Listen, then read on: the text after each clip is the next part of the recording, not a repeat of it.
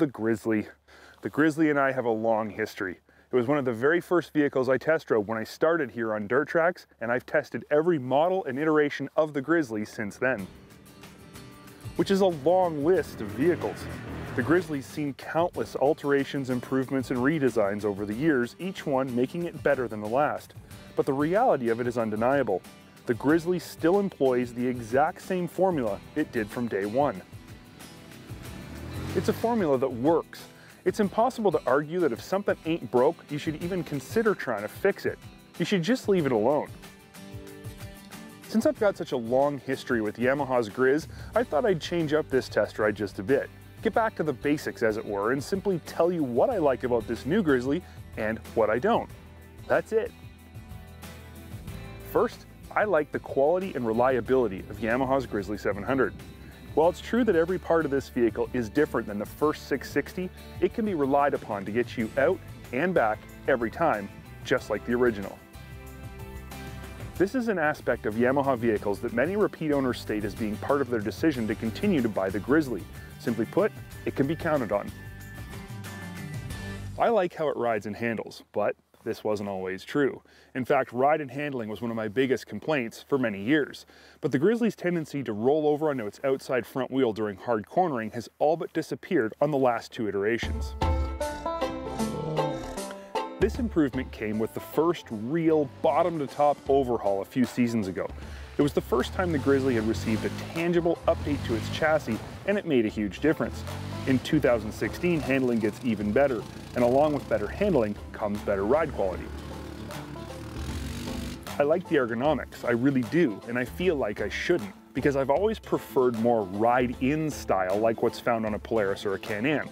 But the Grizzly has always fit me really well and has always been really comfortable to ride all day. With the addition of a headlight gauge pod on the new version, the view from the driver's seat has a way more high-end feel. Our Grizz has the added benefit of Yamaha's superb power steering system, which makes effort light and filters back-fed input to the driver.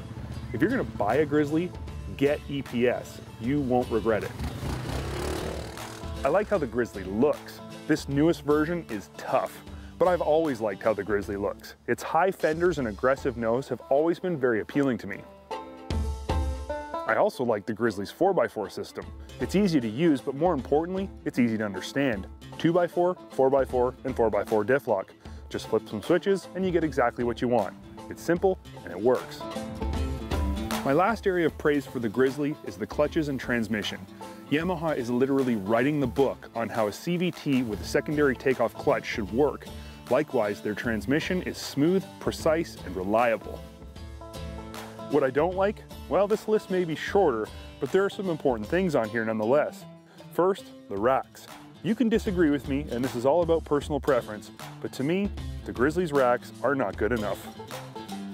They have acceptable capacities, but put them beside any competitive ATV and it's pretty hard to argue that they don't look cheap and aren't hard to use. The rest of the Grizzly has come so far, we think it's time for the racks to catch up. I do like the great big, freshly reworked 708cc single found in our 2016 Grizzly. I really do.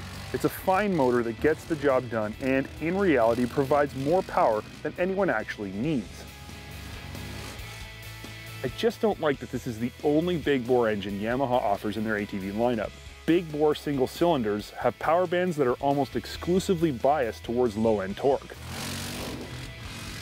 But again, I'm not saying the 700 Grizzly is incapable due to its motor. On the other hand, this thing competes with vehicles that produce 70+ horsepower and have power bands as wide as the Grand Canyon. If Yamaha offered another Grizzly with a higher horsepower twin, the 700 Grizzly would be completely acceptable as a lower cost option. But as the only option, it just ain't enough.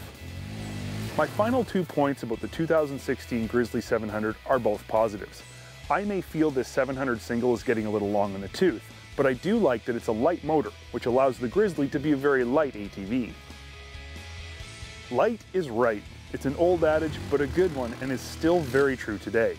Finally, I like that the Grizzly 700 EPS is, relatively speaking, pretty affordable. The EPS model we have here retails for $96.99 US. When you consider all that there is to like, it becomes pretty clear the Grizzly is a great value. If you like this video, click the link and subscribe to Dirt Trax's YouTube page where we're updating all kinds of fresh stuff like you've just seen.